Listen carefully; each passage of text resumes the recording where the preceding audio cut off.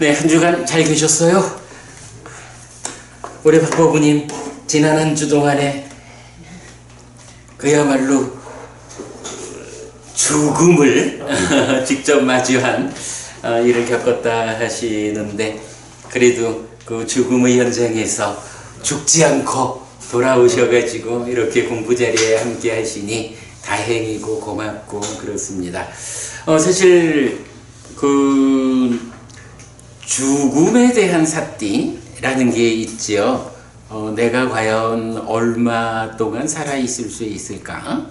라는 부분을 늘 생각해서 참으로 내가 밥 한 숟갈 먹다 말고 죽을 수도 있고, 들이마신 숨을 내뱉지 못해도 죽을 수가 있고, 이래서 사실은 산다라고 하는 것이 그렇게 보장되어 있는 게 아니다. 그러므로 살아있는 동안 얼마의 시간이든 분명한 거 하나는 지금은 내가 살아있거든.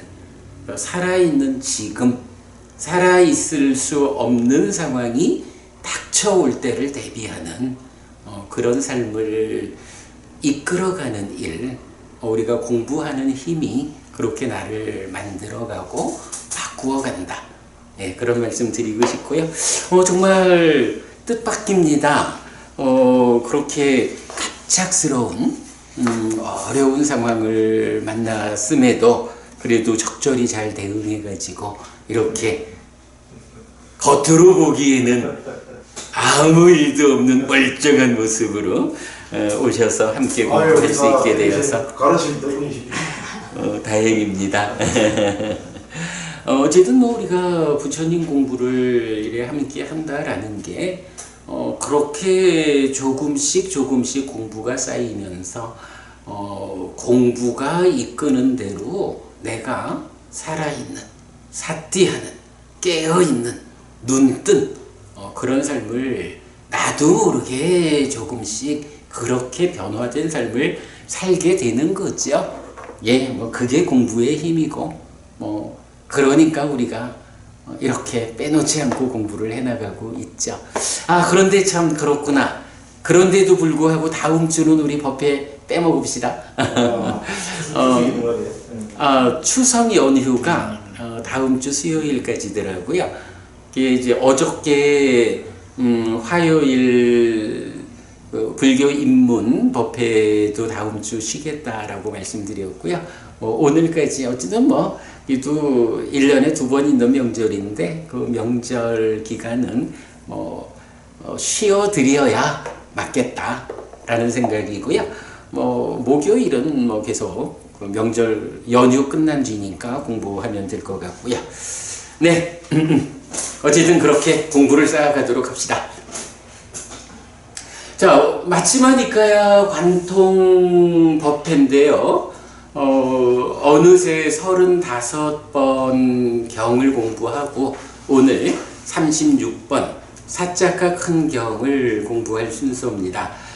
자, 우리 지난주 공부 조금 기억을 좀 뒤집어 볼까요? 박보부님 지난주 마침 하니까야 35번 사자가 작은 경에서는 어떤 공부를 했나요?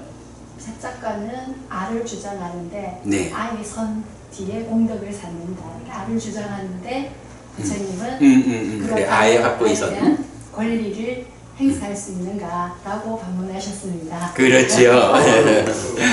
그래서 어쨌든 이제 그래, 말씀하신 대로 아를 주장하는 사자가라는 사람한테 부처님이 그게 사실이 아니다. 왜 아가 사실이 아니라고 보아야 하느냐? 라는 부분을 부처님께서 설명하고 거기에 공감해서 사자가가 설득되는 이제 이런 과정을 담고 있는 경이죠. 자, 그랬을 때 우리가 지난주 수업에서는 가장 초점을 맞춘 것이 그대가 주장하는 대로 색수상행식 오온이 아라면 이 아는 범과 아의 공통적인 특성, 상락아정이라고 하는 그런 성질을 가져야 하는데, 만약에 아라고 하면 상하다 라는 성질을 갖는 거기 때문에 이렇게 상한 것에 대해서는 새가 너가 아라면 아가 가지는 성질 그대로에 의해서 지금 무상하게 조건 따라서 흔들리지 말고 요런 상태로 있어라 라고 요구할 수 있고, 상하지 못한 것은 무상하고 변해서 다른 것이 되어가는 이런 성질을 갖고 있는데, 그러니까 그대가 아라면 상함으로 또한 다른 것이 되지 않아야 한다. 그러므로 이런 상태로 있어라라고 요구할 수 있고, 또한 이런 상태가 되지 마라라고 요구할 수 있다. 그런데 어떠냐? 사자가 그대가 보기에 그대가 아라고 주장하는 색수상행식 오온에 대해서 정말로 아이면 가져야 하는 상하다는 특성에 의해서 나의 새가 이런 상태로 있어라 또는 이런 상태가 되지 마라라고 그대가 요구할 수 있느냐? 그대가 그런 권한을 가지고 있느냐? 그대가 색수상행식 오온의 총합으로 구성된 오온 오치온인 존재라면 당신을 구성하고 있는 그것들에 대해서 그것이 아라면 그렇게 요구할 수 있어야 한다? 권한이 있어야 된다. 당신 생각은 어떻느냐? 당신은 당신의 색에 대해서 이 상태로, 이런 상태로 있어라, 이런 상태로 되지 마라, 이런 상태로 있어라, 이런 상태로, 이런 상태가 되지 마라 라는 것이 가능하지 않다는 것을 대표적으로 예를 들면 어떨까요?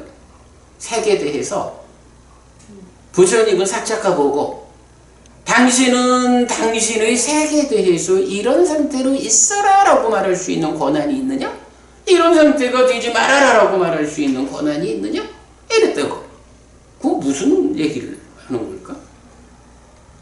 대표적으로 이렇게 말할 수 있겠지 뭐. 색이라는 게 일단 나의 색 이러면 몸이잖아. 20살 청춘의 그 몸의 상태로 있어라 라고 말하면 나이가 60이 돼도 20살 그 몸으로 있어야 되잖아. 아라면 60 나이에 맞는 늙은 몸이 되지 말아라 라고 말하면 나는 60이 돼도 60의 몸 상태로 변화하지 않아야 되잖아. 아라면 이런 얘기를 하는 거죠. 근데 현실은 어때요? 그러지를 못한 거야. 20살 그 나이의 몸의 상태를 유지해라라고 아무리 말을 해도 나한테 내 몸에 대한 그런 권한이 없어. 세월이 가면서 몸이 늙어가는 이 변화의 과정을 거부할 수 없는 거예요. 60 나이의 그런 늙은 몸이 되지 마라. 요새로는 좀 작나? 80, 100세의 나이를 그런 몸이 되지 마라 라고 아무리 요구해도 세월이 가면서 그 조건들의 결합에 의해서 늙어가는 거를 막을 수가 없는 거죠. 그러니까 서초가 보고 그대는 그대의 몸에 대해서 이렇게 청춘의 몸을 유지하자, 늙어가지 말자라고 그대의 몸에 대한 권한을 갖는가? 이렇게 말하는 거죠. 그런 거를 색수상행식 오온 모두에 적용해서 부처님은 질문을 하셨고, 사자권은 내가 그 일을 할 수 없군요 라고 대답하는 거죠. 그렇다면 이어서 상해야 하는 이런 성질을 그대 스스로에게서 볼 수 없다면 그것은 아가 아니고 상한 것이 아니다. 그러므로 무상한 것이고 무아다. 이렇게 설득하는 내용이었죠. 무아상경에서도 뭐 그런 이제 동일한 이야기가 나오고 있죠. 지난주 수업에서 우리가 그 부분을 해석한 것, 그래서 똑같은 비동사인 호띠가 나오는데 앞에 호띠는 be로 해석하고 뒤에 호띠는 become으로 해석한 이런 부분. 무상하고 변하고 다른 것이 된다라고 하는 이 행의 특성에 맞추어서 우리가 잘 번역을 했죠. 네, 사자가 작은경의 중심 주제는 그 내용이었다라는 거 되짚어봤고요. 자, 오늘은 36번 경입니다. 사실은 제가 오늘 수업에 대해서 고민을 좀 했던 게 몇 주 전에 그죠? 26번 덧경을 공부해야 하는 그 시점에서 우리가 덧경이 가지는 특성이 무엇냐라고 할 때 부처님의 깨달음의 과정, 그리고 이 깨달음을 제자들의 깨달음으로 재현하는 과정, 이 부분을 특징적으로 가지고 있잖아요. 근데 이게 덧경 하나만 가지고 그 두 가지 주제를 설명하기는, 공부하기는 좀 어렵죠. 그래서 사실은 크게 보면 바로 이 두 가지 주제 안에 속하는 경이 맞지만 이까야 안에만 4개의 경이 있다. 그래서 26번 덧경, 36번 사자가 큰경, 85번 보디 왕자경, 100번 상가라와경, 이 4개의 경이 사실은 묶어져 가지고 그야말로 이거 부처님의 깨달음의 과정, 제자들의 깨달음을 재현시키는 과정, 사실 이거는 말하자면 불교의 정체성이라고 말을 해야 되죠. 그래서 우리가 얼마 전에 4주에 걸쳐 가지고 불교의 정체성을 드러내는 경 해가지고 함께 보았어요. 뭐 그때 사실은 이제 사자가 큰 경의 주제도 다 같이 보았기 때문에 37번 경으로 바로 넘어가야 될까라고 고민을 좀 하다가 뭐 그래도 그 전체적인 입장에서 살펴본 경우하고 또 사자가 큰 경이 독립적으로 가지고 있는 주제, 이 부분은 좀 달리 봐야 할 것 같아서 오늘 이 경을 공부하기로 했습니다. 뭐 그러니까 먼저 공부한 주제는 좀 건너뛰면서 오늘 공부를 좀 시작해 보겠습니다. 자, 우선 뭐 경을 앞에 부분 좀 읽어보고 시작하죠.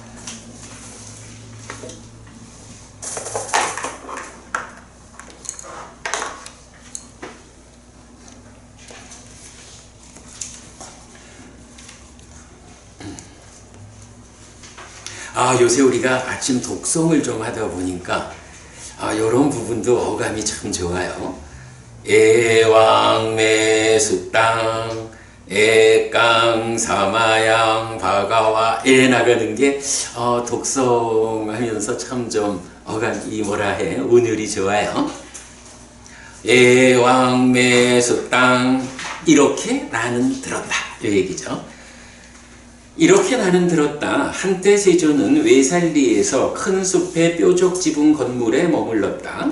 그때 세조는 오전에 옷차림을 바르게 하고 바루와 가사를 지니고 탁발을 위해서 외살리로 들어가려 하고 있었다. 그런데 걸어서 이리저리 움직이고 돌아다니던 니간타의 아들 사자가가 큰 숲의 뾰족 지붕 건물로 왔다. 아난다 존자가 멀리서 오고 있는 니간타의 아들 사자가를 보았다.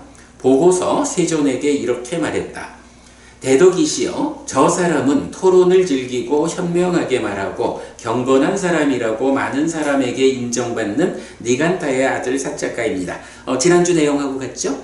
대덕이시여, 그는 부처님을 비난하기 좋아하고 가르침을 비난하기 좋아하고 상가를 비난하기 좋아합니다.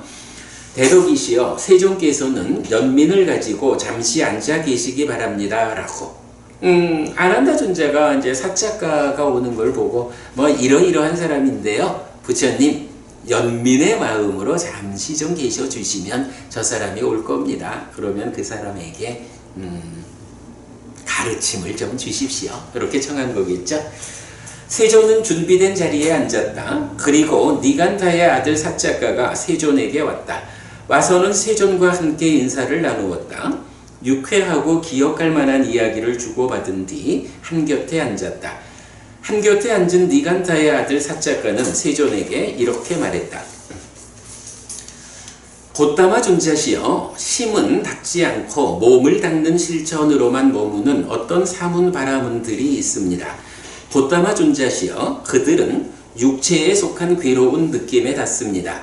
곧다마 존자시여, 이전에 육체에 속한 괴로운 느낌에 닿아 있는 자에게 허벅지가 경직되고 심장이 터지고 붉은 피가 입으로 나오고 미쳐서 심은 혼란해졌습니다. 곧다마 존자시여, 그에게 심은 몸을 따르게 되고 몸의 영향을 받습니다. 그 원인은 무엇입니까? 심을 닦지 않았음입니다. 또한 곧다마 존자시여, 몸은 닦지 않고 심을 닦는 실천으로만 머무는 어떤 사문 바라문들이 있습니다. 곧다마 존자시여, 그들은 심에 속한 괴로운 느낌에 닿습니다. 곧다마 존자시여, 이전에 심에 속한 괴로운 느낌에 닿아 있는 자에게 허벅지가 경직되고 심장이 터지고 붉은 피가 입으로 나오고 미쳐서 심은 혼란해졌습니다.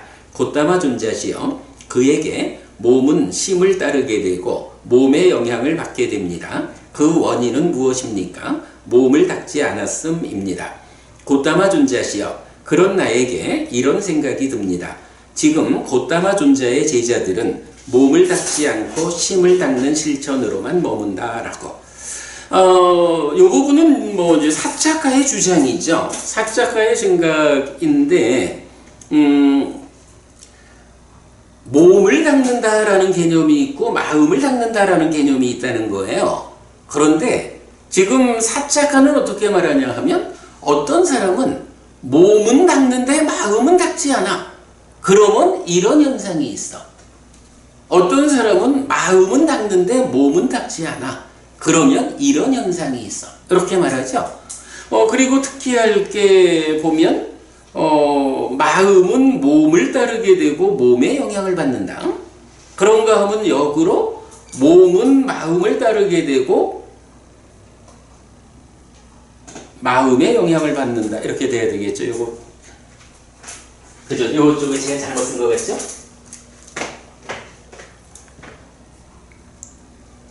심은 몸을 따르게 되고 몸에 영향을 받으면 몸은 심을 따르게 되고 심에 영향을 받게 됩니다라고 해야 될 것 같은데,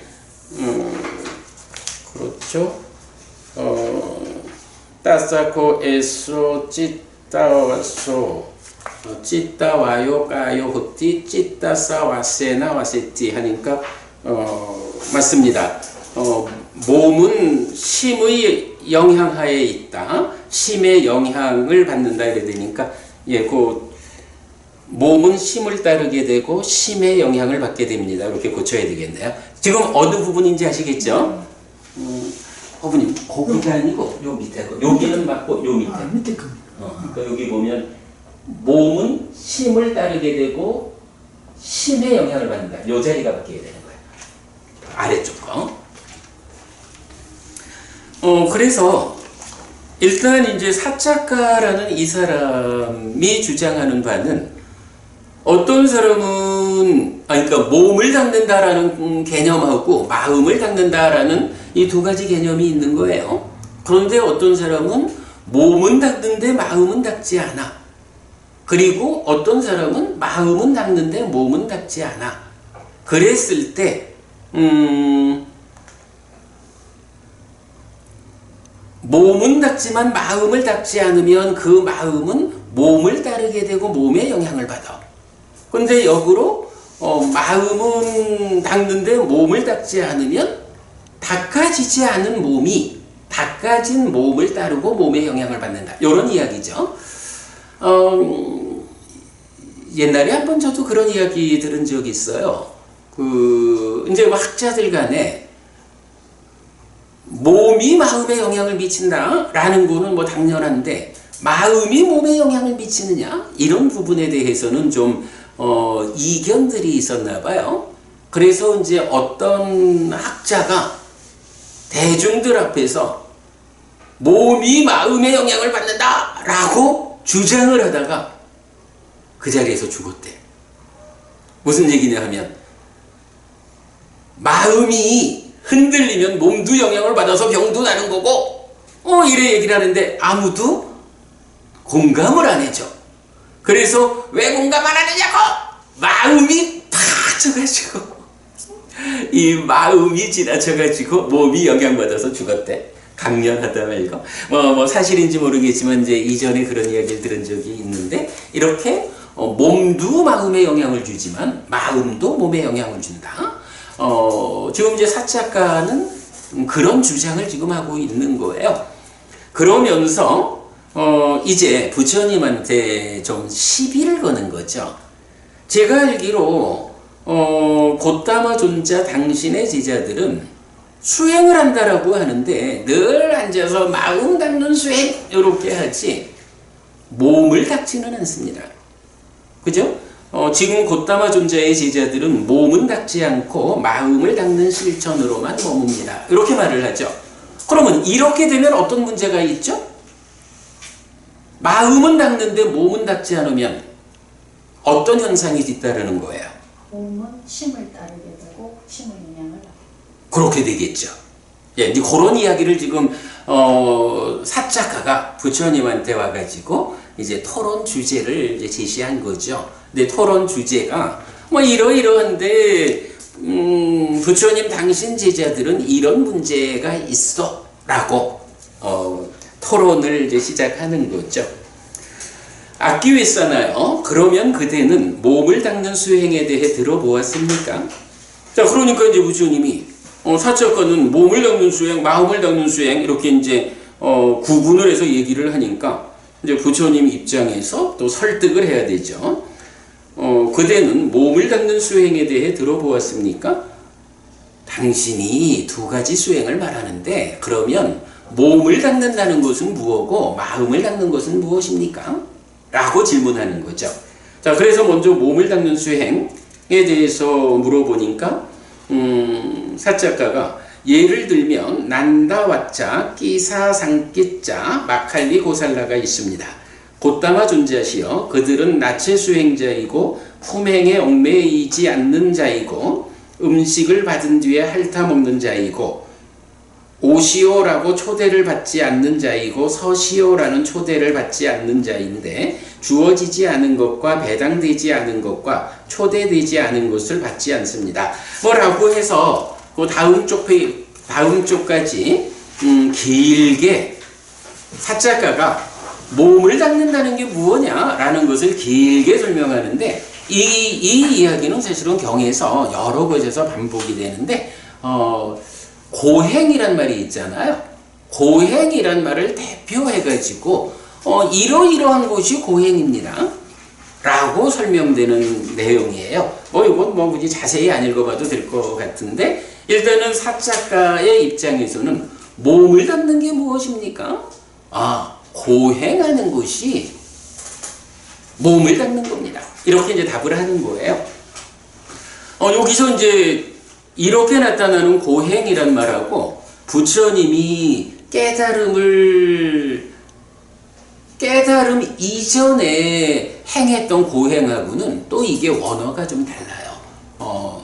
그래서 부처님이 아주 그 행하기 어려운 그런 고행을 한 거와는 좀 다르게 이렇게 이제 일반적으로 고행자들의 삶이라는 거는 그보다는 이제 훨씬 좀 저급한 그래서 원어 자체가 다르게 나와요. 근데 어쨌든 이제 사작가는 몸을 닦는다는 게 무엇요? 라고 하니까 그런 좀 저급한 측면에 고행하는 거 이게 몸을 닦는 거다 라고 답변을 했죠. 악기 왜 싸나요? 그런데 그들은 정말 그만큼만으로 지속합니까? 아닙니다. 곧다마 존자시여 그들은 때때로 아주 맛있는 딱딱한 음식을 씹고 아주 맛있는 부드러운 음식을 먹고 아주 맛있는 음식을 맛보고 아주 맛있는 음료를 마십니다. 그들의 이 몸을 힘있게 하고 자라게 하고 살찌게 합니다. 사실 이제 고행자들은 먼저 그 위에 있지만 뭐 한 집에서 한 입의 음식을 두 집에서 두 입의 음식을 뭐 이러고 뭐 하루에 한 번 먹고 이틀에 한 번 먹고 일회에 한 번 먹고 보름에 한 번 먹고 이러니까 아주 그 소식하는 삶, 뭐 어찌 보면 요즘 단식원 같은 데서 하는 그런 일시적인 단식 뭐 이런 부분까지도 고행에 포함해서 하거든요. 그러니까 이제 부처님이 그런 것이 몸을 닦는 거라고 하는데 그러면 그 사람들은 평생 그렇게 삽니까? 라고 물은 거죠. 그러니까 사작가가 그렇지는 않습니다. 말하자면 어느 특정한 기간을 정해서 이렇게 고행을 실천하는 몸을 닦는 삶을 살다가 그 기간이 끝나면 또 열심히 먹어가지고 마지막에 그래 나오죠. 이 몸을 힘있게 하고 자라게 하고 살찌게 합니다. 한동안 그런 고행을 통해서 쭉 뺐다가 그 다음에는 또 열심히 먹어가지고 다시 살찌게 합니다. 요즘으로 보면 우리 여성분들 다이어트 열심히 했다가 요요 현상이라 하나요? 뒤돌아가는 그런 현상들이 있겠죠. 자, 먼저 그렇게 대답을 해요. 악기위싸나요? 그들은 이전에 버린 것을 나중에 다시 쌓습니다. 이처럼 이 몸을 살찌게도 하고 여위게도 합니다. 악기위싸나요? 그러면 그대는 심을 닦는 수행에 대해 들어보았습니까? 세존으로부터 심을 닦는 수행에 대한 질문을 받은 니간타의 후에 사자가는 대답하지 못했다. 자, 사자가가 그래 대답하니까 부처님은 한마디로 그 부분을 지적해요. 이전에 버린 것을 나중에 다시 쌓습니다. 고행하는 기간 동안 뭐 일주일에 한 번 먹고 보름에 한 번 먹고 이래가지고 쫙 뺐던 살을 그 다음에 열심히 먹어가지고 도로 쌓는다. 그게 뭐 제대로 몸을 닦는다 할 수 있느냐? 이제 이렇게 지적을 하고는 이제 사자가한테 다시 묻죠. 그래, 어쨌든 뭐 당신은 몸을 닦는 것은 이런 것이다 라고 말을 했는데 그러면 마음을 닦는다는 것은 무엇인가? 하고 또 묻죠. 그러니까 사자가가 몸을 닦는다라는 데 대해서는 뭐 세상에서 고행자들이 그래 있고 하니까 그렇게 답을 했지만 마음을 닦는다? 무엇인가? 하니까 들어본 바가 없는 거예요. 대답을 못해요. 자, 그 상황이죠. 그러자 세존은 니간타의 후에 사자가에게 이렇게 말했다. 악기위싸나요? 그대가 몸을 닦는 수행에 대해 먼저 말한 것은 성스러운 율에서는 법답게 몸을 닦는 수행이 아닙니다. 악기위싸나요? 그대는 몸을 닦는 수행도 모르는데 어떻게 심을 닦는 수행을 알겠습니까? 악기위싸나요? 이런 방법으로 닦지 않은 몸과 닦지 않은 심을 가진 자 그리고 닦은 몸과 닦은 심을 가진 자가 있습니다. 그것을 듣고 잘 사고하십시오. 나는 말할 것입니다. 알겠습니다, 전자시여 라고 니간타의 후에 사자가는 세존에게 대답했다. 자, 요 얘기를 이제 우리가 잠깐 좀 정리해 보면 사자가라는 사람은 어떤 주장이냐 하면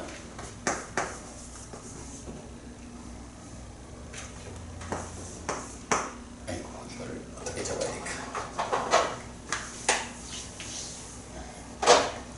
자, 몸을 닦는다라는 것과 심을 닦는다라는 게 있는데 사자가는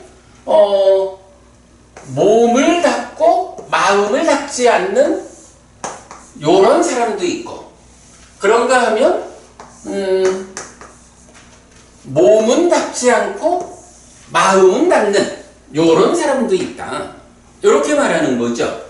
자, 그러면서 몸을 닦는다라는 것은 무엇입니까? 라고 하니까 보통 이제 세간에서 말하는 고행, 세간에서 말하는 고행이 몸을 닦는 것입니다. 그런데 이 몸을 닦는 것도 평생을 닦는 게 아니고 일정 기간 닦고 그동안 쫙 빠지고 나면 그 기간이 끝난 다음에 또 열심히 먹어가지고 도로 쌓습니다. 뭐 이런 이야기죠.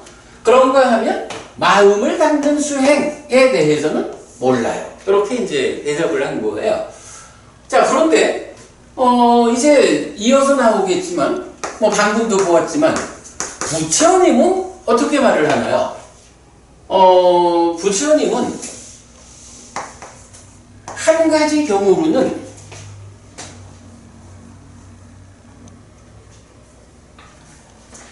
경우로는 몸도 닦지 않고 마음도 닦지 않는 이런 사람이 있다는 거야. 그런가 하면 또 한 가지 경우로는 몸도 닦고 마음도 닦는 이런 사람이 있다는 거야. 이게 사실 제가 볼 때는 이 부분이 이 경에서 주목해야 할 내용이더라고요. 사자가는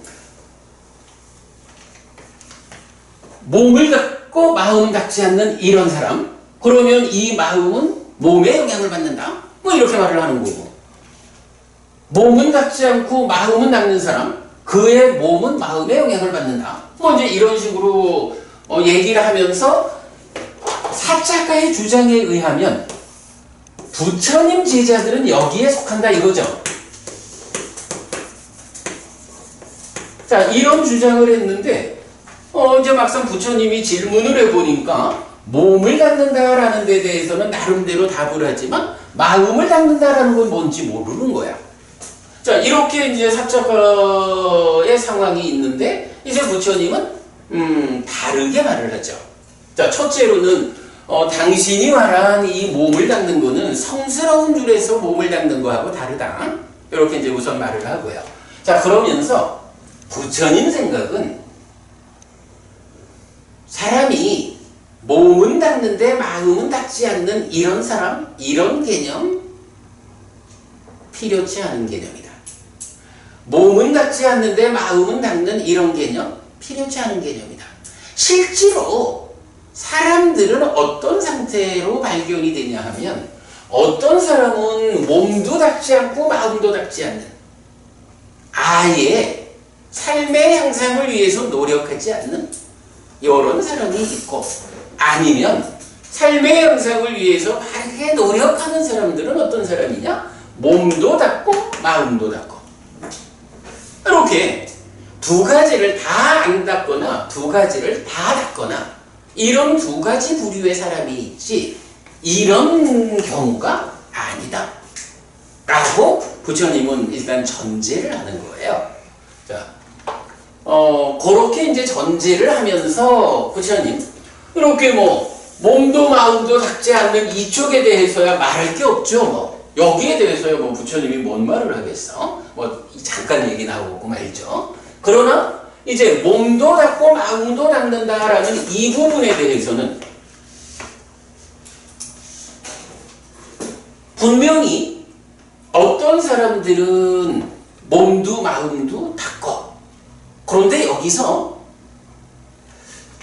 박고분이 어떨까? 몸도 닦고 마음도 닦는다, 이렇게 이 경우를 놓고 그러면 여기서 이 사람이 이런 수행을 하는 사람인데 그 중에 이 사람의 수행 가운데 요만큼은 몸을 닦는 거고 요만큼은 마음을 닦는 거고 요렇게 구분을 해야 되나? 구분이 안 되는 거지. 안 되는 거지. 그게 사실은 내가 볼 때는 이 경에서 우리가 봐야 되는 아주 중요한 접점이에요. 그러니까 그냥 삶을 향상하는 수행이 있어. 그러면 이 수행은 그 자체로 몸을 닦는다, 마음을 닦는다 이런 차별을 갖추는 게 아니라 이렇게 바르게 향상으로 이끄는 수행을 하는 그것이 그대로 몸을 닦고 마음을 닦는 두 가지를 함께 닦는 것이야. 그럴 때에 이 하나의 수행에 의해 가지고 몸도 닦고 마음도 닦는데, 다만 이 수행에서 몸을 닦는다라는 것은 어떤 측면으로 설명이 되고 마음을 닦는다는 것은 어떤 측면으로 설명이 되느냐, 요렇게 부처님은 답을 주고 있는 거예요. 그래서 만약에 이게 몸을 닦는 수행하고 마음을 닦는 수행이 구분되어 있는 거라면 사자가가 말하듯이 나는 부처님 제자지만 부처님 가르침 중에 요 부분은 몸을 닦는 거고 요 부분을 마음을 닦는 거기 때문에 내가 형편상 몸을 닦는 것부터 좀 먼저 하고 마음을 닦는 건 나중에 해야지. 몸을 닦는 거 먼저 하고 마음을 닦는 거 나중에 하고 이런 경우가 있을 거 아니야. 근데 부처님은 그렇게 말하지 않는 거야. 하나의 수행이 있어. 그 수행에 내가 얼마나 잘 부합해서 향상해 나가느냐에 따라서 그때에 이렇게 몸의 측면에서는 이런 효과가 있고 마음의 측면에서는 이런 효과가 있다. 몸을 닦았다, 마음을 닦았다. 이렇게 표현하고 있다는 거죠. 조금 어렵나요? 잘 이해가 안 되는. 하여간 뭐 일단은 하여간 이런 요런 개념을 부처님은 말하지 않고 요런 개념으로 말하고 있다. 그리고 이때 하나의 길이 있어서 하나의 길을 닦는 이것이 한면으로는 몸을 닦는 측면이기도 하고 한면으로는 마음을 닦는 측면이기도 하다. 이렇게 말하는 거죠. 그러면 이 하나의 길은 뭘까? 이 하나의 길은 뭘까? 길 한번 뭐 팔린 거 아니야? 굳이 길 뭐 한번 팔린 거. 맞습니다.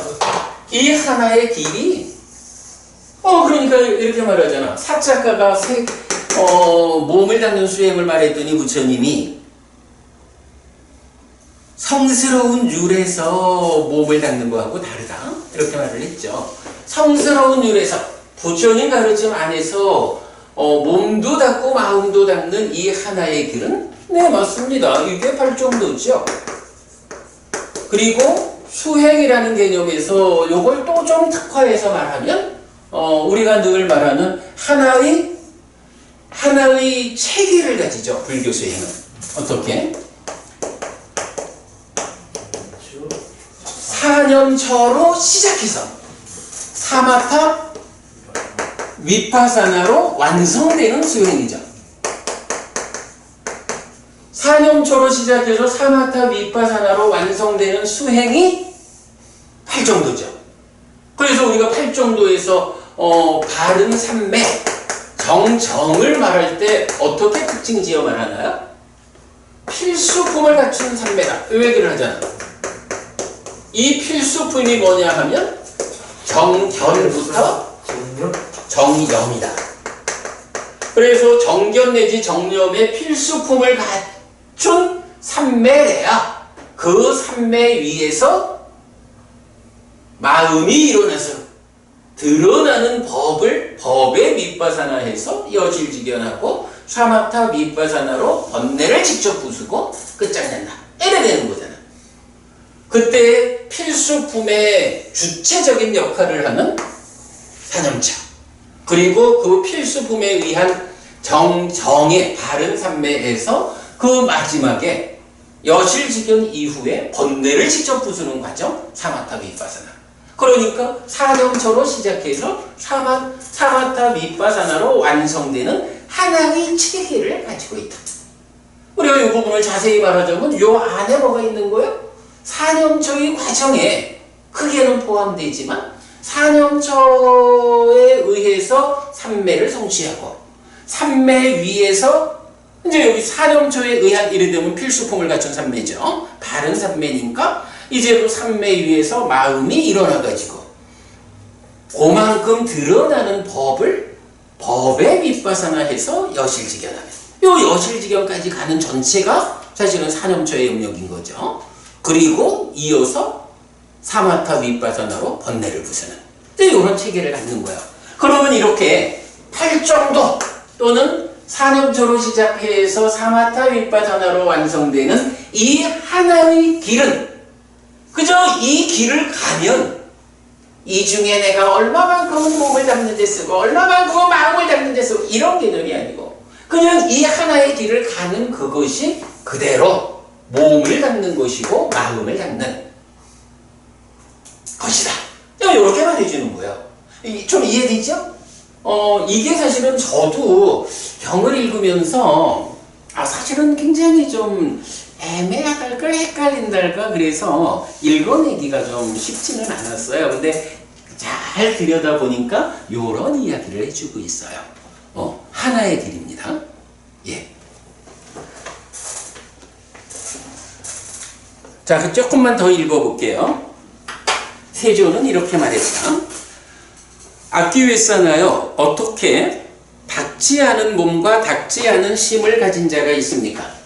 닦지 않은 몸과 닦지 않은 심을 가진 자. 요건 뭐 번역하기에 따라서 몸을 닦지 않고 마음을 닦지 않는 자 이렇게 번역을 해도 되고, 저는 그냥 그렇게 문자적으로 닦지 않은 몸, 닦지 않은 심을 가진 자가 있습니까? 악기회사나요, 여기 배우지 못한 범부에게 즐거운 느낌이 생깁니다. 즐거운 느낌에 닿아 있는 그는 즐거움에 친밀한 자이고 즐거움에 친밀하면서 삽니다. 여기서 친밀이라는 말, 우리 사라가라고 예전에 이건 탐진치 맛보기에서 한번 보았던 단어죠. 근데 뭐 넘어갈게요. 그냥 그는 즐거움에 친밀한 자이고 즐거움에 친밀하면서 삽니다. 그에게 그 즐거운 느낌이 소멸합니다. 즐거운 느낌의 소멸로부터 괴로운 느낌이 생깁니다. 괴로운 느낌에 닿아 있는 그는 슬퍼하고 힘들어하고 비탄에 빠지고 가슴을 치며 울부짖고 당황합니다.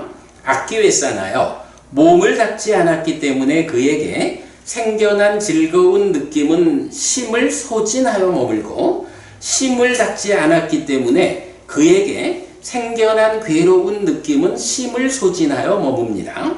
악기회사나요, 누구든지 몸을 닦지 않았기 때문에 생겨난 즐거운 느낌이 심을 소진하여 머물고 심을 닦지 않았기 때문에 생겨난 괴로운 느낌이 심을 소진하여 머무는 양쪽 측면을 가진 사람이 있습니다. 악기회사나요, 이렇게 닦지 않은 몸과 닦지 않은 심을 가진 자가 있습니다. 여기에서 이제 이런 사람, 몸도 마음도 닦지 않은 이 사람은 누구냐? 라는 부분을 설명하는데 기본적으로 하나의 길 8정도, 사념초로 시작해서 사마타 윗바사나로 완성되는 이런 몸과 마음을 닦는 수행을 안 하는 사람 얘기죠. 이런 사람은 이제 뭐니 해도 뭐 느낌으로 보이니까 느낌에 대한 이야기를 하는 거예요. 그래서 일단 이런 사람에게 즐거운 느낌이 생기면 그 즐거운 느낌에 대해서 친밀한 거예요. 그거 좋은 거야 라고 그 즐거운 느낌에 묶이는 거죠. 그런데 즐거운 느낌이라는 것도 무상한 거잖아요. 그러니까 내가 아무리 이 즐거운 느낌을 친밀한다, 좋은 거야 하고 붙잡아도 조건이 변하는 데 따라서 이 즐거운 느낌이 소멸하는 거야 막을 수가 없잖아요. 그런데 이 즐거운 느낌에 대해서 즐거운 느낌이 소멸하면 그대로 고활하기 상반되니까 괴로운 느낌이 생겨나는 거죠. 그러면 이렇게 괴로운 느낌에 닿아 있는 그 사람은 슬퍼하고 힘들어하고 비탄에 빠지고 가슴을 치며 울부짖고 당황합니다. 이랬어요. 자, 그러니까 여기 보면 지금 즐거움이라는 개념하고 괴로움이라는 개념이 함께 나와 있죠. 그런데 이 즐거운 느낌이, 그 즐거운 느낌에 대해서 친밀한 사람이 즐거운 느낌이 소멸하면 가슴을 치며 당황하는 이런 형태를 보여주죠. 요걸 놓고 즐거운 느낌과 괴로운 느낌에 대해서 요점적으로 즐거운 느낌이 생겼을 때 그 즐거운 느낌에 대해서 친밀하느라고 뭐라고 표현하냐 하면 마음을 소진하여 머문다. 이렇게 표현하죠. 심을 소진한다라는 번역을 이제 우리가 하는 번역인데, 하여간 이 마음이, 우리 마음이 그래도 뭐 믿음, 정진, 사지, 사마지, 빠냐 뭐 이런 5가지 기능이라든가 5가지 힘이라든가 이런 우리 마음이 긍정적인 조건들로, 요소들로 가득 채워져 있을 때 삶을 살아가는데 아주 힘이 있잖아요. 그런데 이런 믿음 정진 사티 사마디 빠냐라는 이런 힘이 내 마음 안에서 이루어지면 마음이 힘이 없다라는 말을 우리가 하죠. 그럼 바로 그런 부분을 마음을 소진한다라고 제가 이제 번역을 하고 있는 거죠. 잘 준비된 충만한 마음으로 사느냐, 그러지 못하고 마음이 이런 힘을 잃어가지고 아주 초라한 마음으로 살아가느냐, 이런 차이. 자, 그래서 이제 어쨌든 보면 즐거운 느낌에 대해서 친밀하느라고 내 마음을 소진하는 거예요. 그런가 하면 즐거운 느낌이 무상하다라는 원리에 의해서 소멸하고 괴로운 느낌이 생기잖아. 그 괴로운 느낌이 생기면 슬퍼하고 힘들어하고 비탄에 빠지고 가슴을 치며 울부짖고 당황해. 이런 두 가지. 즐거운 느낌에 대한 어떤 측면과 괴로운 느낌에 대한 어떤 측면, 두 가지를 지금 말하고 있죠. 그러면서 이제 부처님은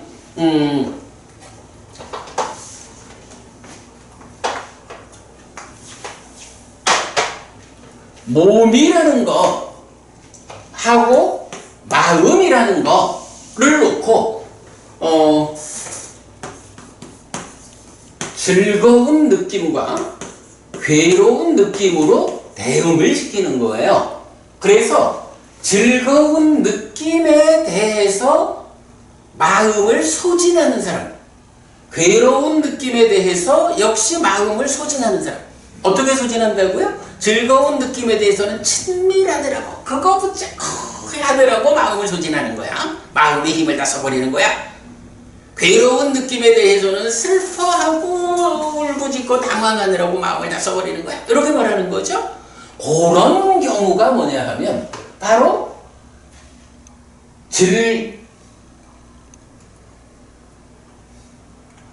몸을 닦지 네, 즐거운 느낌의 측면을 몸을 닦지 않았다.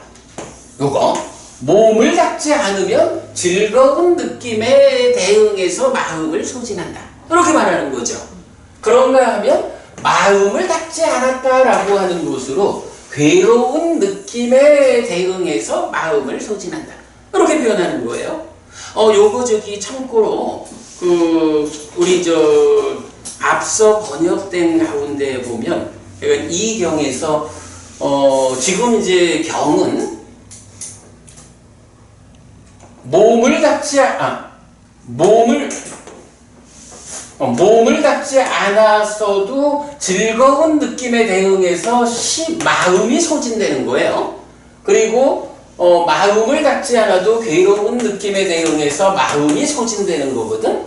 근데 요게 하여간 번역이 조금, 앞선 번역이 조금 오류가 있어서 여기를 즐거운 느낌에 대해서 몸이 소진되는 요렇게 번역이 된 곳이 있어요. 그러니까 여러분 그거는 좀 잘 감안해서 보셔야 됩니다. 일단 이제 원문은 분명히 양쪽 다 힘이 소진되는 것이다. 그리고 강무님 저희는 이제 이 전부터 이거를 힘이 아니고 몸으로 이고 이제 그렇게 그러니까 몸, 심 요렇게 이제 번역이 되어 있어요. 그러니까 그 부분은 제가 달리 말씀드리려는 게 아니라 이게 워낙 중요한 요소이기 때문에 우리가 이제 번역된 책으로 공부를 하다 보면 요 부분을 못 보고 그렇지. 이제 그래서 제가 그 부분은 좀 지적을 해드리는 거예요. 이게 원어는 분명히 있다고 돼 있어요. 그렇습니다. 원어가 이렇게 돼 있는 거죠. 자, 그러니까 이제 이런 부분을 말하는 거예요.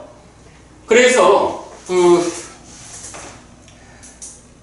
몸을 닦지 않았기 때문에 생겨난 즐거운 느낌이, 그러니까 몸을 닦지 않았기 때문에 즐거운 느낌이 심을 소진하여 머문다. 심을 닦지 않았기 때문에 생겨난 괴로운 느낌이 심을 소진하여 머문다. 라는 이런 양쪽 측면을 가지고 있다. 이런 사람이 누구냐? 닦지 않은 몸과 닦지 않은 심을 가진 자다. 이렇게 사작가는 OX를 엇갈려 말하고 있지만 부처님은 그렇게 말하지 않는 거예요. 오직 길은 하나요. 이 길에 대해서 바르게 가지 못하면 즐거움과 괴로움 양면에 대해서 적절히 대응하지 못해가지고 마음을 소진하는 거예요. 그거 몸도 마음도 닦지 못한 사람이에요. 이렇게 말하는 거예요. 이 개념을 이해하기가 저는 제일 어려웠던 것 같아. 그죠? 쉽지 않죠? 자, 그 다음에 넘어갑니다.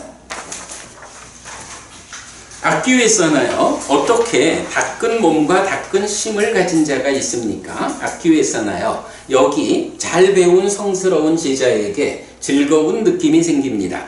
즐거운 느낌에 닿아 있는 그는, 자, 여기서 이제 차이가 나죠? 즐거움에 친밀한 자가 아니고 즐거움에 친밀하면서 살지 않습니다. 앞에랑 반대되죠? 즐거운 느낌에 대해서 어떻게 한다는 건가요? 이거 좋은 거요? 이렇게 붙잡고 매달리는 게 아니라 이 즐거운 느낌도 사실은 무상한 겁니다. 라고. 이거를 무상하다라고 보지 못하는 게 뭐예요? 무명이죠. 그 무명 위에서 탐이 생겨나고 탐으로 형성된 마음이 망이라는 성질을 가져가지고 기뻐하고 드러내고 묶여 머물면 친밀하게 되죠.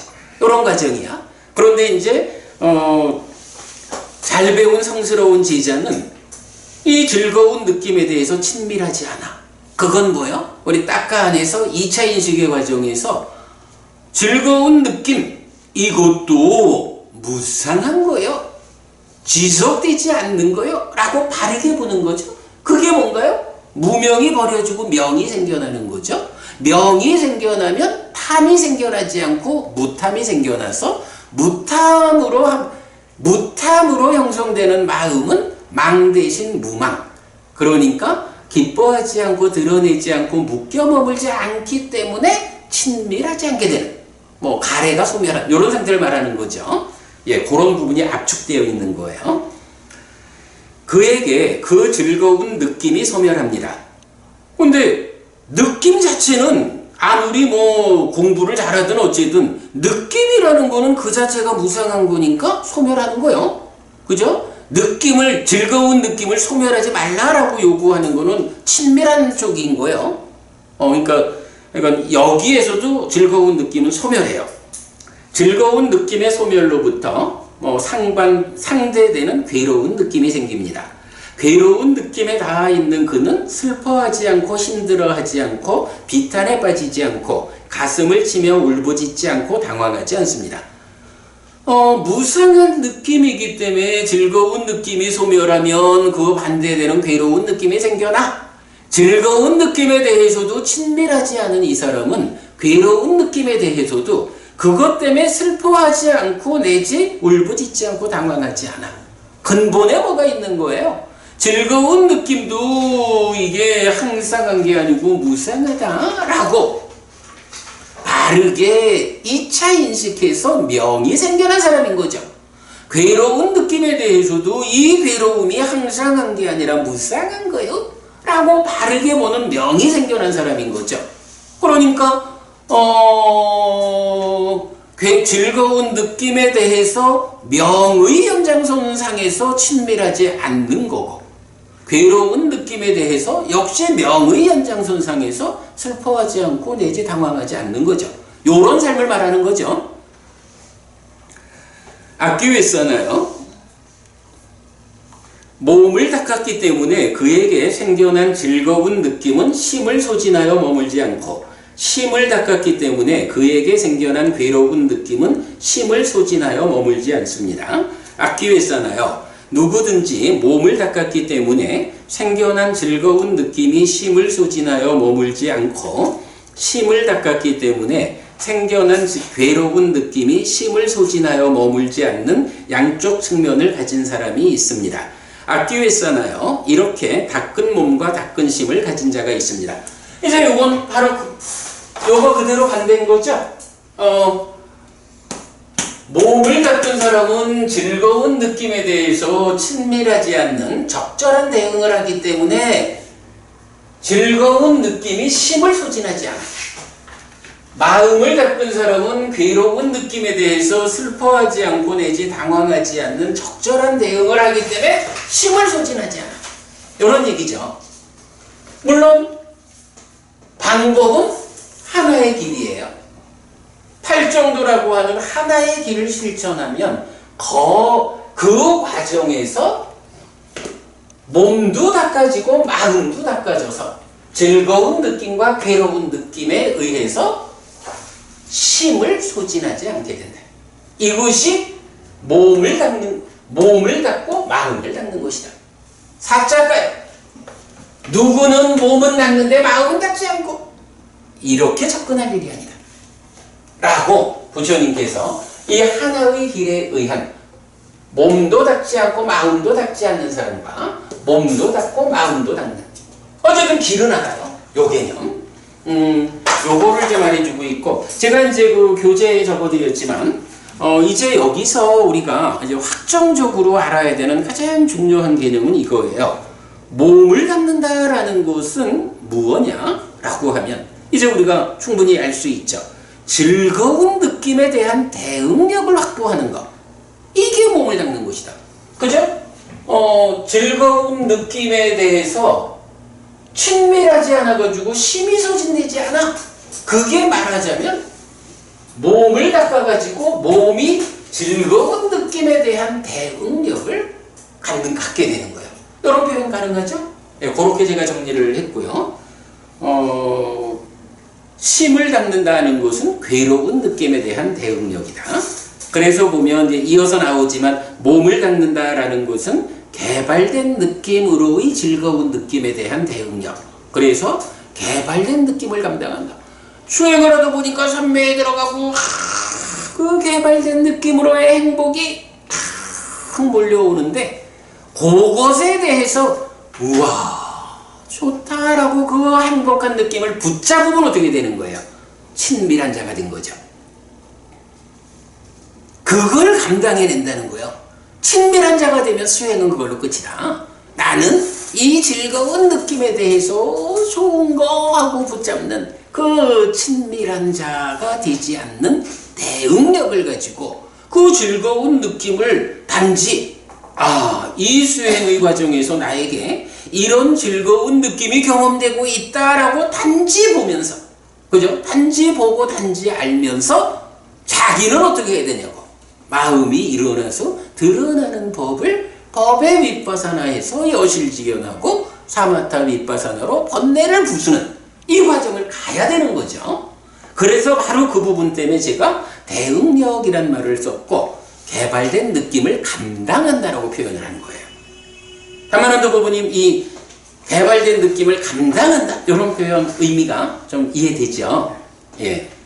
그리고 이제 마찬가지 괴로운 느낌에 대한 대응력도 고행을 할 때 특히 부처님과 이제 이어서 나오는 거지만 부처님은 이런 그 보통의 고행자들이 말하는 저 급한 고행 이거 아니고 아주 행하기 어려운 그런 어려운 고행의 과정을 거치잖아요. 그거 부처님은 감당을 해놨다고. 고행의 끝에까지 감당을 해내고 이건 감당하지 못해서 포기하는 게 아니라 뭐예요? 깨달음의 길이 아니다라고 끝에까지 가서 판단했기 때문에 고행을 벗어나는 거잖아요. 다르죠? 그래서 이렇게 몸을 닦음, 즐거운 느낌에 대한 대응력, 개발된 느낌을 감당한다. 심을 닦음, 괴로운 느낌에 대한 대응력, 고행을 감당한다. 이렇게 이제 정리를 해놨어요. 이어서 저는 곧다마 존자에게 이런 분명함이 있습니다. 참으로 곧다마 존자는 닦은 몸과 닦은 심을 가진 분이다. 라고. 이제 이렇게 이제 표현하는 게 문자가 담지 못하는 어떤 그 말하는 뉘앙스가 있잖아요. 그러니까 이제 요거는 사자가라는 사람이 부처님께서 이렇게 몸을 닦고 마음을 닦고 이런 설명을 하니까 주눅이 드는 거지 뭐. 그러면서도 무언가 기껍지 않아가지고 그래요. 말하는 거 보니까 부처님 당신은 몸도 닦고 마음도 닦은 그런 사람인가 보군요. 하고 조금 이제 비꼬는 이런 뉘앙스로 말을 한 건가 봐요. 그러니까 부처님이 뭐라 하냐 하면 악규했잖아요. 참으로 그대는 무례하고 비난 섞인 말을 했습니다. 그래도 나는 그대에게 말하겠습니다. 당신 말하는 게 참 뭔가 이렇게 좀 불편하게 말을 하고 있지만 그럼에도 불구하고 나는 말을 하겠다 라면서 그래 당신 말대로 나는 닦은 몸과 닦은 심을 가진 사람이다. 나는 몸을 닦고 마음을 닦았다. 당신이 좀 무례하지만 그래도 내가 어떤 과정으로 몸을 닦고 마음을 닦았는지 이걸 설명해 주겠다 라는 거예요. 근데 단만원도 부부님, 이제 부처님이 설명하는 내용이 이제부터 이렇게 어떻게 나올까? 자, 내가 몸을 닦고 마음을 닦는 두 가지 일을 다 했는데 이제부터 요렇게 몸을 닦고 요렇게 마음을 닦았다 라고 설명을 할까? 그런데 경은 안 그런 거죠. 경은 그저 부처님 내가 출가해서 이런 과정으로 깨달았어. 그 과정에 이런 부분은 마음을 닦았기 때문에 내가 고행을 감당해냈어. 이런 부분은 내가 몸을 닦았기 때문에 그 개발된 느낌들을 감당하고 깨달음으로 갔어. 이렇게 말을 한다고. 하나의 깨달음의 길이 있거든요. 예, 그런 부분을 이제 우리가 보는 게 중요하다. 악교했잖아요. 내가 머리와 수염을 깎고 물들인 옷을 입고 집에서 집 없는 곳으로 출가한 때로부터 생겨난 즐거운 느낌이 심을 소진하여 머물거나 생겨난 괴로운 느낌이 심을 소진하여 머무는 그런 경우는 나에게 없었습니다. 참으로 고타마 존재께는 생겨나면 심을 소진하여 머무는 즐거운 느낌이 생기지 않고 참으로 생겨나면 심을 소진하여 머무는 괴로운 느낌이 생기지 않았습니까? 자, 여기서도 보면 심을 소진하여 머무는 즐거운 느낌, 심을 소진하여 머무는 괴로운 느낌, 요래 돼 있어요. 그러니까 아까 우리가 그 번역에 문제를 했지만 만약에 그게 그렇지 않다 하면 생겨나면 몸을 소진하여 머무는 즐거운 느낌 이래 돼야 맞죠. 그런데 경은 그러지 않거든. 그러니까 이 부분 차이를 좀 잘 이해하기로 하고요. 자, 그리고 하여간 이제 사자가가 부처님한테 아니 그러면 당신은 출가하고 나서 이렇게 느낌 때문에 심을 소진하지 않았다 라고 말을 하는데 아니 그러면 정말로 원래 즐거운 느낌이라는 것이 생겨나온 심을 소진하여 머무는 거잖아. 그런 즐거운 느낌 자체가 없었단 말입니까? 원래 괴로운 느낌이라는 게 생겨나면 심을 소진하여 머무는 거잖아. 그런 느낌이 없었다는 겁니까? 이렇게 말을 해요. 부처님 말하고 사자가 말이 조금 차이가 있죠. 자, 그 부분에 대해서 부처님 악교했잖아요. 어떻게 없었겠습니까? 여기 악교했잖아요. 깨달음 이전 깨닫지 못한 보살이었을 때 나에게도 이런 생각이 떠올랐습니다. 제가의 삶이란 압박이고 오염이 많지만 출가는 열린 허공과 같다.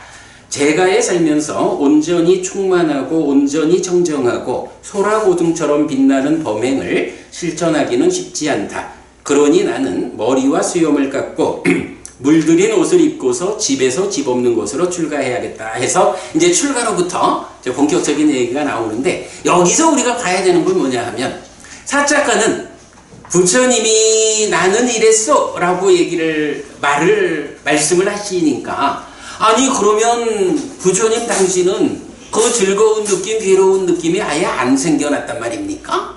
그 느낌 자체를 벗어나 있었단 말입니까? 이렇게 질문을 하죠. 근데 사실은 부처님 말씀은 뭐예요? 느낌이 없었다라는 게 아니라 내가 출가한 이래로 즐거운 느낌이 생겨나도 그 즐거운 느낌에 친밀하지 않았어. 요 얘기죠. 느낌이 안 생겨났다는 게 아니라 마음을 소진하지 않았다라는 거니까 마음이 소진된 건 왜요? 친밀하니까 소진된 거지. 느낌이 안 생긴 게 아니라 즐거운 느낌에 대해서 친밀하지 않았기 때문에 마음이 소진되지 않았고 괴로운 느낌에 대해서 슬퍼하고 내지 당황해하지 않았기 때문에 심을 소진하지 않았다. 부처님은 이렇게 내가 즐거운 느낌, 괴로운 느낌이 생겨나면 거기에 적절하게 대응을 했다. 이런 말씀을 하신 거죠. 근데 사자가는 그걸 이해하지 못하니까 아니 그러면 당신한테는 아예 그런 즐거운, 괴로운 느낌이 안 생겨난 거요? 이렇게 질문을 하죠. 그러니까 부처님이 뭐 그런 거 그거 아니다.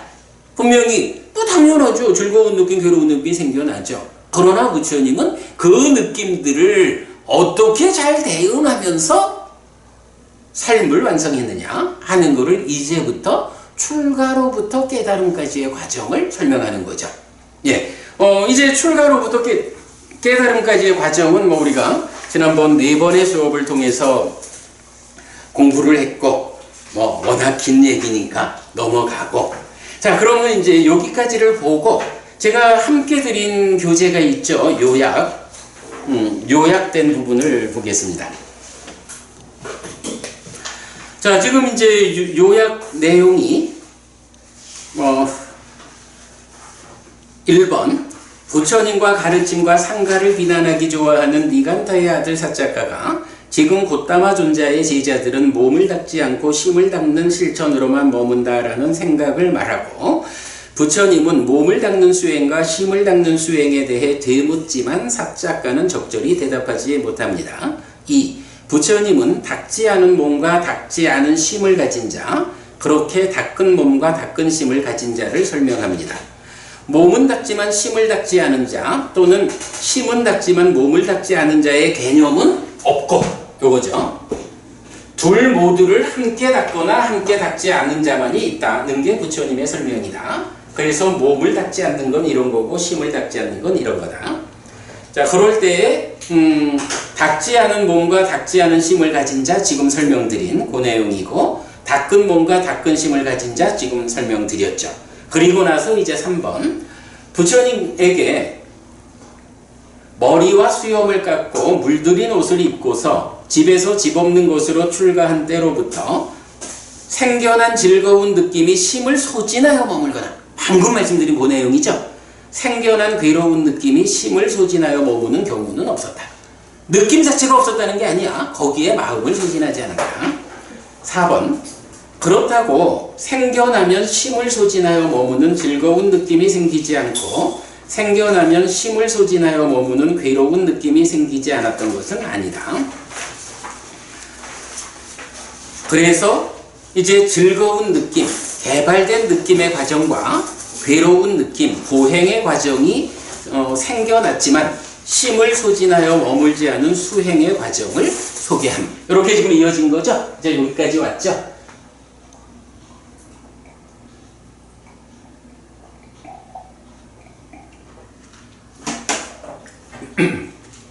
자, 이제 3번. 부처님의 깨달음의 과정을 맞지마 니카야 85번 보디왕자경과 동일하게 설명하는데, 심을 닦았기 때문에 고행의 과정에서 괴로움 때문에 심을 소진하여 머물지 않았고, 몸을 닦았기 때문에 사선삼명, 즉 바른 삼매의 과정에서 즐거움 때문에 심을 소진하여 머물지 않았다고 설명합니다. 하여간 요게 불교의 정체성을 드러내는 4개의 경들의 공통된 주제를 지금 사작가 경이 말하고 있는 이유죠. 자, 그래서 1. 괴로움 때문에 심을 소진하여 머물지 않은 고행의 과정으로는, 이게 이제 이건 부처님이 고행하는 과정이 뭐 크게 보면 몸을 완전히 막 괴롭히는 이런 측면하고, 그 다음에 아주 소식을 통해서 몸이 파괴되는 이런 2가지로 분류할 수 있죠. 그럴 때에 괴로움 때문에 심을 소진하여 머물지 않았다라고 직접 나타나는 경우는 어디냐 하면 앞에 부분, 처음에 심으로 심을 억제하고 억압하고 태우는 고행, 이런 고행을 하면서도 괴로움 때문에 심을 소진하여 머물지 않았다라고 말하고, 그 다음에 숨을 쉬지 않는 선이라는 과정이 5번 나타나거든요. 거기에 대해서도 그래도 내가 괴로움 때문에 심을 소진하여 머물지 않았어. 이거 마음을 닦았기 때문이요. 이렇게 나오죠. 반복 말하지만 그 마음을 닦는 방법이 따로 있는 거 아니에요. 그냥 하나의 길을 밟아가는 거예요. 그 과정에서 충분히 마음이 제어되기 때문에 그 괴로운 느낌을 감당해낸 거예요. 이런 얘기죠. 그리고 이건 2번째 나오는 소식에 의해 몸이 파괴되는 과정에는 이 괴로움 때문에 심을 소진하여 머물지 않았다라는 요 표현이 안 나와요. 그러니까 이 소식이라고 하는 개념은 어찌 보면 우리가 이제 요즘도 주변에 그 단식원 같은 데서 이제 기간을 정해놓고 이제 단식을 하잖아요. 이제 이런 부분이 따지고 보면 그 단식의 과정, 소식의 과정은 괴롭다라고 표현되는 건 아닌 것 같아요. 이렇게 막 심으로 심을 억제하고 억압하고 태우는 이럴 때는 실제로 몸이 고통스러운 거야. 또 숨을 쉬지 않는 선 5단계도 실제로 몸이 고통스러운 거야. 그래서 그 고통스러움, 괴로운 느낌에 대해서 대응을 하는 이 부분을 말하는데, 소식이라는 거는 그것 때문에 괴로운 느낌이 생긴다 이런 현상은 아니라는 거지. 다만 문제는 그 먹지 않는 일을 통해서 그 과정에 괴로움이 수반되는 거는 아니지만 몸이 파괴되기 때문에, 몸이 파괴되면 삶을 이어갈 수 없지. 이렇게 그 고행의 과정이 구분되는 것을 볼 수가 있어요. 어쨌든 이건 그렇게 설명되고, 그 다음에 두 번째로 즐거움 때문에 심을 소진하여 머물지 않은 바른 삼매의 과정으로는 사선 삼명의 7단계. 그래서 초선을 성취해서 머물렀다. 그러나 즐거움 때문에 마음을 소진해서 머물지 않았다. 이렇게 나오고, 제2선, 제3선, 제4선, 숙주명, 천안명, 누진명, 이런 7단계의 그 깨달음의 과정, 사선 삼명의 과정에서는 당연히 여기는 개발된 느낌이라는 그 엄청난 행복이 수반되잖아. 그럴 때 그 개발된 느낌, 그 즐거움 때문에 마음을 소진해서 머물지 않았다 라고 7번 요 표현이 반복이 되는 거야. 그러니까 괴로운 느낌 관련해서 6번 반복되고, 즐거운 느낌 관련해서 7번 반복되는 것을 경에서 확인할 수가 있어요. 이게 이제 이 경, 사자가 큰 경의 중심 주제가 되는 거죠. 어쨌든 오늘 우리가 바로 이런 내용 보았어요. 몸을 닦는다는 거, 마음을 닦는다는 거, 구분되는 거 아니라 하나의 길인데, 그 하나의 길을 가면서 즐거운 느낌에 대응할 수 있는 능력이라는 측면을 몸이 닦아졌다라고, 하나의 길 가운데 내 몸이 사념조 수행을 통해서 내 몸이 이렇게 즐거운 느낌을 감당할 만큼 닦아진 거예요. 몸을 닦기 위한 어떤 특별한 다른 과정 없어. 사념조 수행을 통해서 그 과정에 괴로운 느낌을 감당할 수 있을 만큼 내 마음이 닦아진 거예요. 이런 얘기. 그러니까 이게 이 경, 사자가 큰 경의 중심 주제다. 그 과정에 부처님의 깨달음의 과정이 인용되어 있다라는 거고요. 자, 그리고 남은 이제 그 다음 부분은 이제 경은 이게 28쪽이나 되니까 긴데, 대부분이 깨달음의 과정이 실려 있으니까 읽어보시면 이미 읽어본 거고. 자, 그 다음에 이제 경의 마무리 부분은 요약된 대로 보겠습니다. 4번입니다. 자, 4번 보면, 깨달음 이후에 부처님은 많은 무리에게 법을 설했다라고 하고요. 그럴 때 부처님은 어떤 무리에 가서 많은 존재들한테 법을 설하는데, 이제 그 듣는 구성원들은 제각각 사문고따마는 오직 나를 위해 법을 설한다. 근데 우리가 경을 읽다 보면 참 그런 생각이 많이 들죠. 우리 박법부님도 그 얘기를 여러 번 하셨죠. 마치 이 경이 꼭 나를 위해서 부처님이 설명한 것 같아. 이런 거. 그러니까 여러 사람들이 있어도 부처님이 거기서 법을 설하면 듣는 사람들은 다 부처님이 지금 나를 위해서 설법한다. 이렇게 생각이 드는 거야. 그 얘기죠.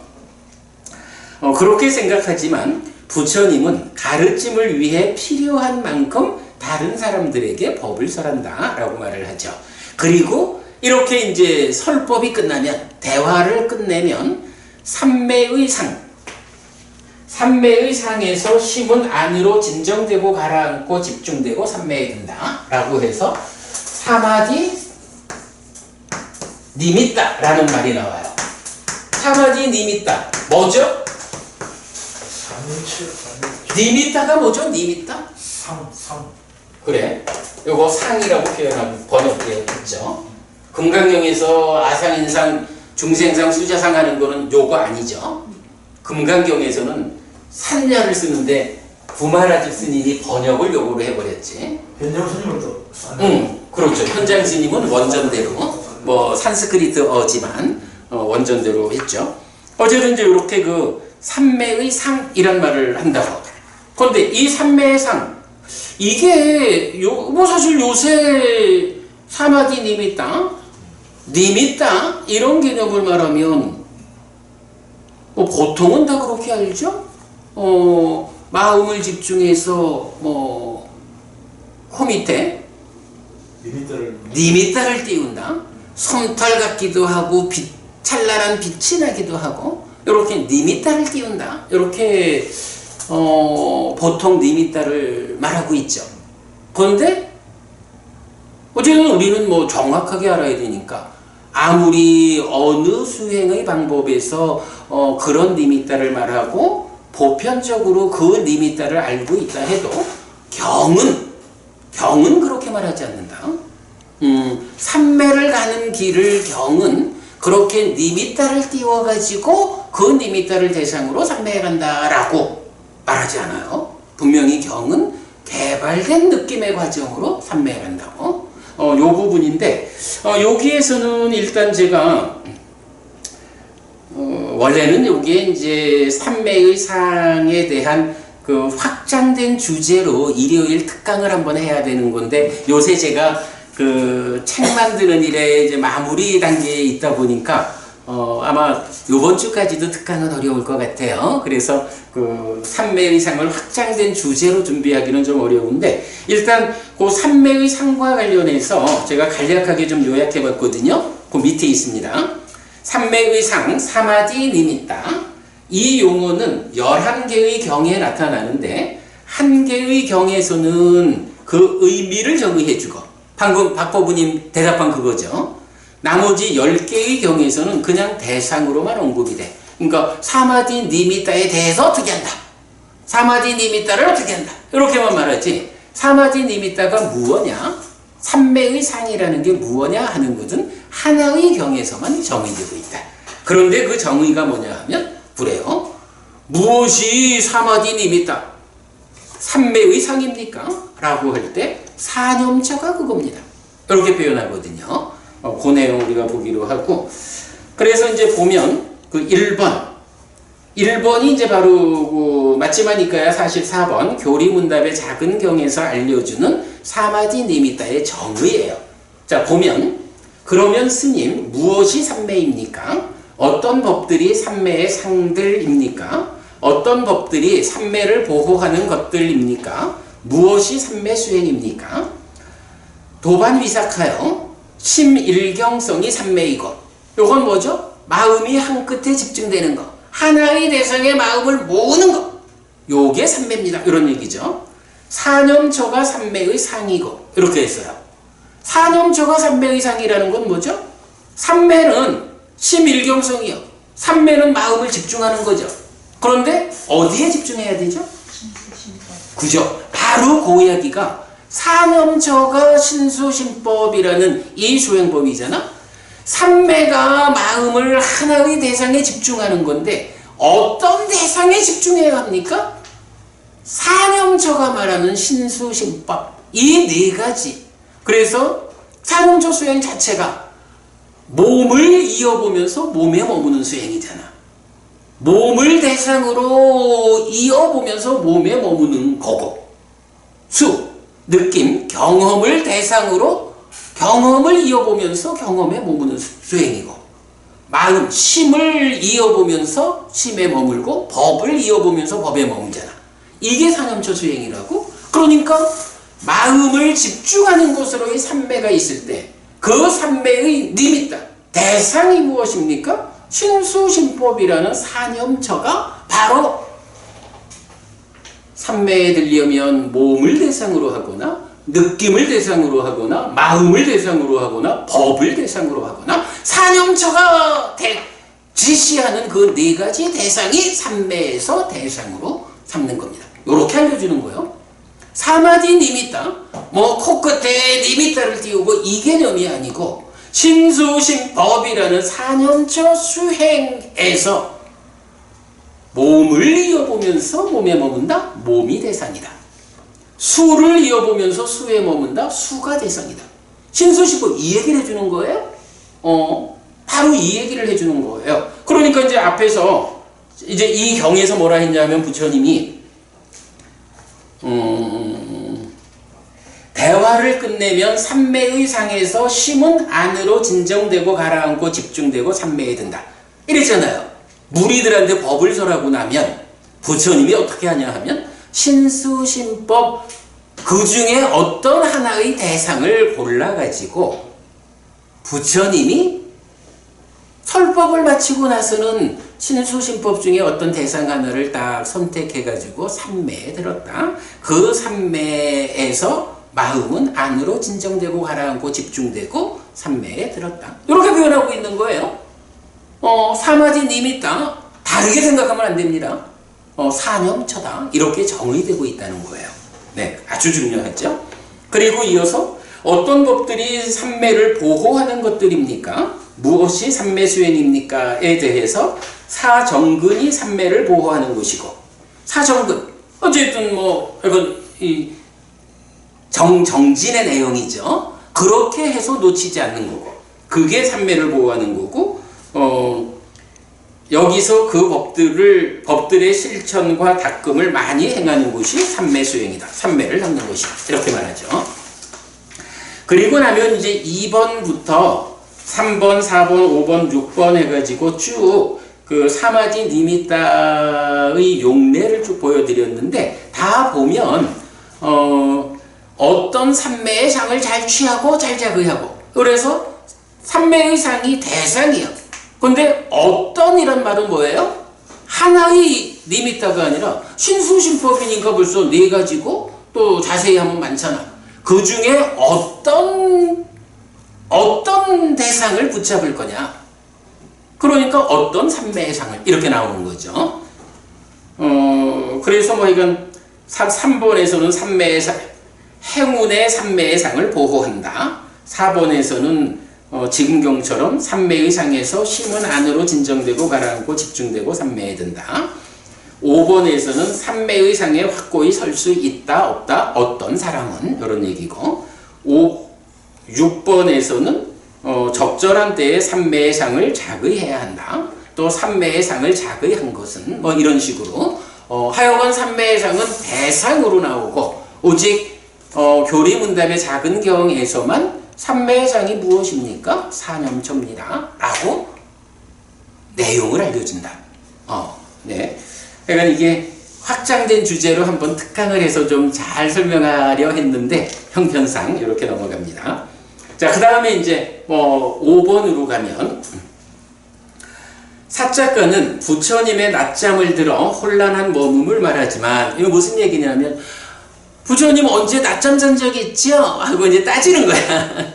그거 낮잠 잔다라는 거 혼란한 머금이죠? 라고 할 때 부처님은 그런 게 혼란한 게 아니고 번뇌의 유무에 의해서 혼란한 머금이냐 혼란하지 않은 머금이냐 이게 결정되는 것이다 라고 하면서 혼란한 사람을 정의해 주는 거예요.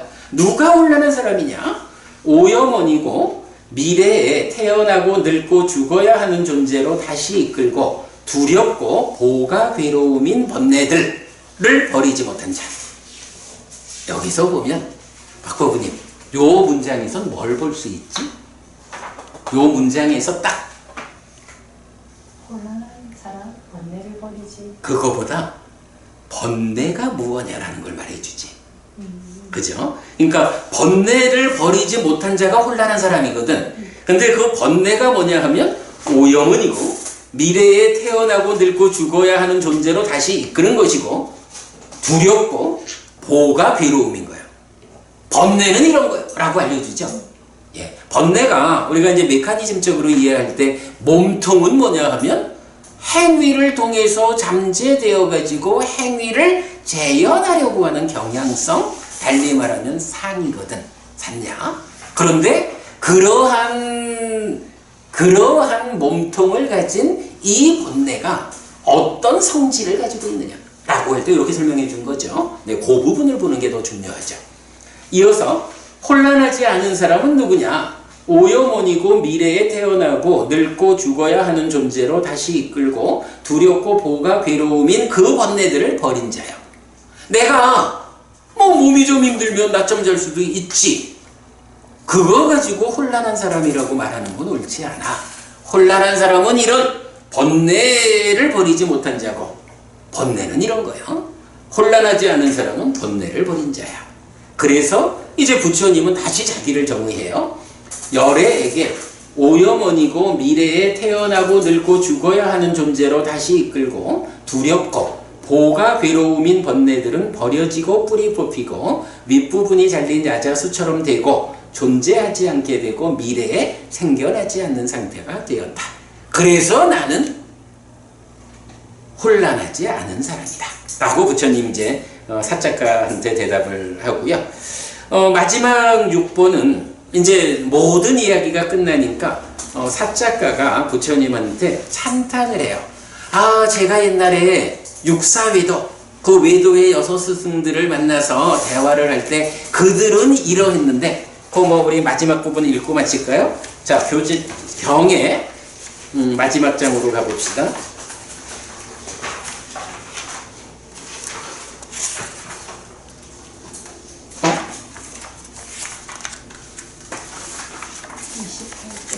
예, 이게 제 교재가 중간에 좀 잘못됐네. 28쪽인가요? 네. 그래, 마지막 장. 이제 그 앞에서 하여간 혼란하지 않은 자 말했어요. 그랬더니 이렇게 말했을 때 니간타의 후에 사작가는 세존에게 이렇게 말했다. 곧다마 존자시여 참으로 놀랍습니다. 곧다마 존자시여 참으로 신기합니다. 이렇게 거듭 모욕된 말을 듣고 공격적인 방법으로 말하는 것을 대응하는 곧다마 존자에게 그분 아라함 정등각이기 때문에 피부색은 맑고 얼굴빛은 밝습니다. 곧다마 존자시여 저는 토론에 의해 토론에 응했던 뿌라나 까사빠를 실답게 합니다. 그런데 저의 토론에 의해 토론에 응한 그는 다른 말에 의해 다른 말을 대처하고 주제 밖의 이야기에 의해 이야기를 떨쳐버리고 성급함과 진과 의혹을 드러내었습니다. 그러나 이렇게 거듭 모욕된 말을 듣고 공격적인 방법으로 말하는 것을 대응하는 곧다마 존자에게 그분 아라한 정등각이기 때문에 피부색은 맑고 얼굴빛은 밝습니다. 곧다마 존자시여 저는 마칼리 고살라를 실답게 합니다. 아지따 깨사 깜발리를 빠꾸다 까짜야나를 산자야 벨라따 뿌따를 토론에 의해 토론에 응했던 니간타 나따 뿌따를 실답게 합니다. 그런데 저의 토론에 의해 토론에 응한 그는 다른 말에 의해 다른 말을 대처하고 주제 밖의 이야기에 의해 이야기를 떨쳐버리고 성급함과 진과 의혹을 드러내었습니다. 그러나 이렇게 거듭 모욕된 말을 듣고 공격적인 방법으로 말하는 것을 대응하는 곧다마 존자에게 그분 아라함 정등각이기 때문에 피부색은 맑고 얼굴빛은 밝습니다. 이제 곧다마 존자시여 저희는 돌아가겠습니다. 저희는 바쁘고 해야 할 일이 많습니다. 악기회사나요 그대가 돌아가기에 적당한 때를 생각하십시오. 그러자 니간타의 후에 사작하는 세존의 말씀을 기뻐하고 감사한 뒤에 자리에서 일어나 돌아갔다. 6번째 사작가 큰경이 끝났다. 사실 시작하면서 말씀드렸지만 앞에 공부한 게 있기 때문에 이 경을 또 한 주 더 공부를 해야 하나 하고 고민을 했지만 그래도 잘 했죠. 이 경이 알려주는 주제가 또 그 주제와는 다르게 이렇게 있어서 오늘 우리 몸을 닦고 마음을 닦는 이 주제에 관련해서 아주 중요한 공부했습니다. 오늘 공부 마치겠습니다. 명절 잘들 보내시고요. 다음 주 뵙겠습니다. 수고하셨습니다.